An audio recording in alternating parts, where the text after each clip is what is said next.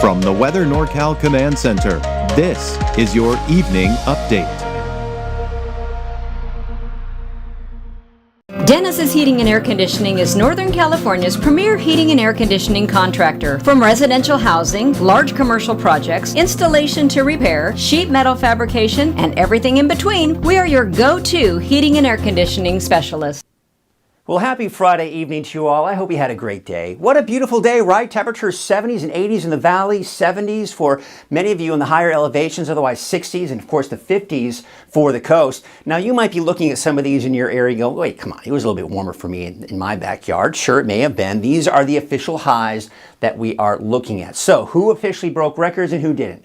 Well, the Redding Airport did. Broke it by 3 degrees, set back in 1923, and so did Mount Shasta, with a high of 71, breaking the record of 66, set back in 1968. And really elsewhere, just shy by a few degrees for the most part. Now, it was warm any way you look at it, whether you broke a record or not. Now, we're going to see temperatures drop over the weekend, still very pleasant tomorrow. But Sunday, oh man, you're going to notice a big difference there. And we're looking at our next round of rain. Saturday night, Sunday is really when it's coming in. Snow levels as low as 3,500 feet, but mainly above that. That being said, it is going to impact your mountain travel. And of course, it will be a little unsettled going into next week. Now, more on that a little bit later in your deeper dive. Let's go right into Krueger's Quickcast for just a quick look at your forecast for tonight and tomorrow. So there you can see overnight tonight, low to mid 40s in the valley. Mainly in the 30s for most of us in the higher elevations, and it looks like temperature should be somewhere in the low 40s on average here overnight tonight for the coast. Out the door tomorrow morning, one of the cooler spots will be in Modoc County, could drop down to a little bit below freezing. Otherwise, upper 30s to low 40s for the mountains and the coast, and upper 40s for the valley with mainly clear skies. Now, this is the storm system that's moving right for Northern California, and it's going to be moving through the day on Sunday. But again, tomorrow is going to be gorgeous. Now, we still have some low clouds kind of hovering around the coast here throughout the day today. It's not until tomorrow evening that we see some light showers for the coast. Everyone else still dry. But by Saturday night, Sunday morning, we're seeing the rain, showers, and possible thunderstorms for everyone, and of course the snow in the mountains. So for tomorrow, yeah, it's dry, it's beautiful. Temperatures low 70s in the valley, which, by the way, that's 10 degrees above normal. And looking at temperatures mainly in the 60s for the higher elevations, and it looks like those temperatures for the coast will be somewhere in the mid 50s and inland in the mid to upper 60s for your daytime highs. So overall, here's what we're looking at here. For the valley, for the mountains, for the coast, Sunday is the main event for showers. Then next Wednesday will be the next chance for showers. Otherwise, it will be dry around those days over the next 7 days. That's the case for the coast. That's the case inland, that's the coast, that's the case for Trinity County as well. Now, you'll also notice the temperatures plummeting. We're in the mid 40s here for Mount Shasta, for example. And really, once the temperatures drop, they stay there for a while, and warming up a little bit by the time we get towards the end of next week. All right, that's a look at Krueger's Quickcast. Do want to remind you there's a free Weather NorCal app. Now, if you've been watching Weather NorCal for a while and you have a weather app, but you don't have the Weather NorCal app, my question to you is why not? This is a hyper-local app, folks, for Northern California. Now, yes, it will travel with you. If you're going to Alabama, it'll tell you what the temperature is there. But when you're here at home, this is where this thing shines because it's all about local weather. So check it out. Go to your app store, search for Weather NorCal, and you'll be good to go. All right, so here you go. There's that storm system I was talking about. It is just moving due east right for Northern California. So let's take a look at Futurecast. Let's walk you through the timing of this through the weekend and even into early next week. So tomorrow, we're seeing those clouds. See how they're just kind of hovering along the coast. It's still dry even around midday. Now, late afternoon, early evening, we start to see some of those light showers kick in here for the coast. Then you can see by about 10 o'clock tomorrow night, now it's making its way into the valley. And you can see some pockets of heavy rainfall in there Saturday night. There it is, Sunday morning. 5 a.m. Now, this is not going to be a widespread rainfall event where it's steady rain all day long. It's off and on scattered showers and the potential for thunderstorms and snow in the higher elevations between 3,500 and 4,500 feet. Now, you can see the spin in the atmosphere. That's the area of low pressure I was talking about. It's moving due east, and it's impacting us as a result. So you can see the showers. There are going to be pockets of moderate to heavy rainfall. There could be an isolated thunderstorm for the valley and even along the coast. Then by 5 o'clock Sunday afternoon, we're still seeing some snow flurries out there. We're still seeing a few showers out there as well. but it's starting to kind of wrap itself up. And you can see by the time we get into Monday morning, a little bit of leftover activity here down to the south and east, down towards the Sierra, Lake Tahoe, for example, right? Still some snow there. But by the time we go into Monday morning, most of us are going to be looking at dry conditions and should be dry through the day on Monday. Now, I think it might be overdoing it a little bit for Redding. Here's the bottom line. I would say for some of the rain-shadowed areas, we're going to be looking at, about 1/10 of an inch of rainfall and maybe a little more than 1/2 an inch in some spots here for the valley. It just depends on who gets caught under some of these, periods of moderate to heavy rainfall and who doesn't. That's really the bottom line. When you're dealing with scattered showers and periods of heavy rainfall for some, but not for everybody, you can't really pinpoint exactly who's going to see the most amount of rainfall and who will see the least. So I would say that at most in the valley, maybe 1/2 an inch to 3/4 of an inch. And you can see, I think that's about the case here for the coast as well. And I'd say a little bit less off to the east. We're going to take a look at another forecast model. And I like these numbers here. As you can see, about 1/4 of an inch. That's the darker green. And then that blue here is about 1/2 an inch. And I'd say there'd probably be a little bit more out towards the coast, say, 1/2 an inch to 3/4 of an inch there, and of course much less off to the east. Just kind of give you an idea when we look at two different forecast models. But look at the snow.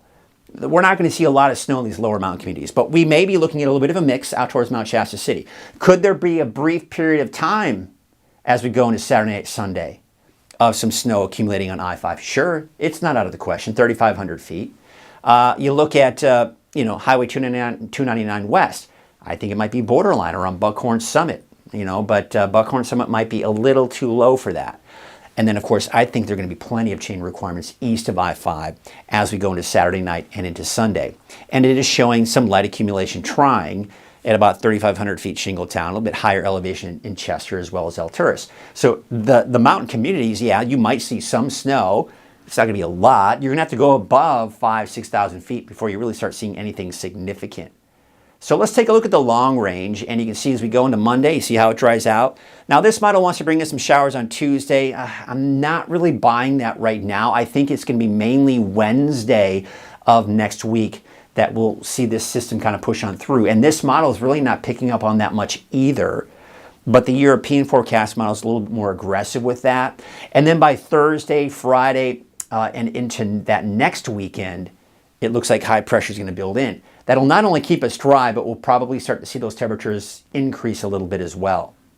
Now, take that out of there. That's not near normal. We're looking at the wetter than normal conditions here in the longer range here and cooler than normal conditions here.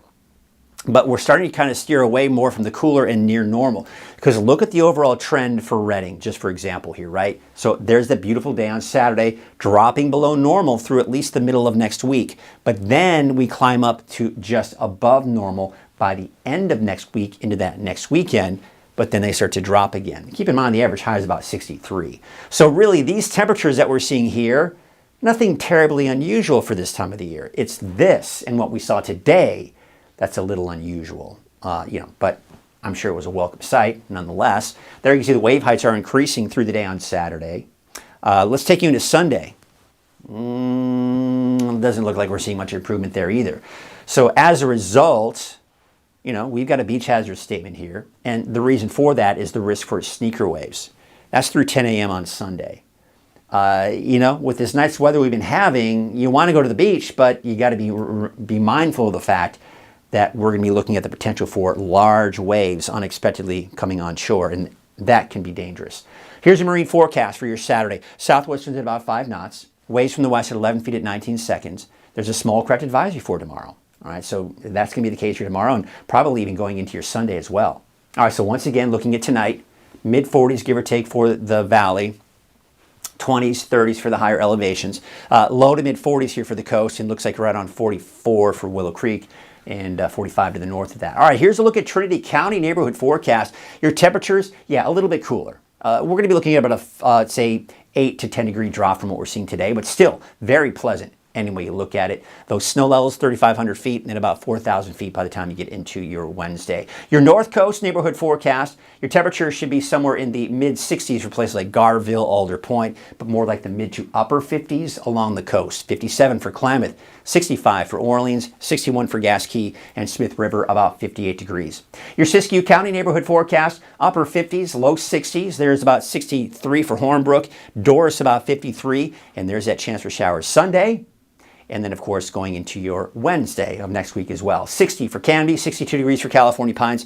Tule Lake about 57, and Aden about 61. Your Eastern Mountains neighborhood forecast. Temperatures in the low to mid 60s, 66 in Chingletown as well as Paradise, 65 in Greenville and Susanville, about 64. Here's your Valley neighborhood forecast brought to you by Walgamuth Painting. Temperatures, very pleasant, low 70s for your daytime highs.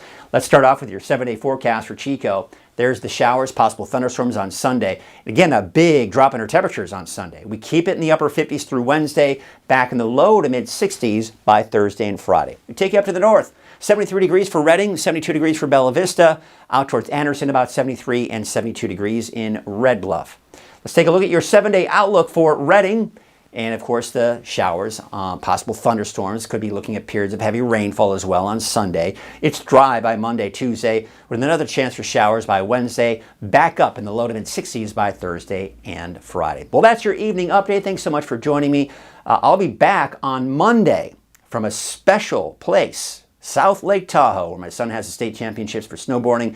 I will also be doing Coffee with Krueger a half hour early, Monday, Tuesday, and Wednesday of next week. So be sure to take note of that as we go into Monday, Tuesday, Wednesday. But in the meantime, be sure to check in with the latest forecast with Chase Wilson. He'll be giving your updates on Saturday and Sunday. Until then, have a great weekend, and we'll see you on Monday. Caltrans is doing the best that they can with the amount of people and the amount of equipment they have, and they're out there trying to keep the roads safe and trying to keep everybody running, because if the roads shut down, truck drivers that are paid by the miles aren't making any money. So we want everybody to put chains on for the safety of themselves and the safety of the public. It's not worth it to drive without chains.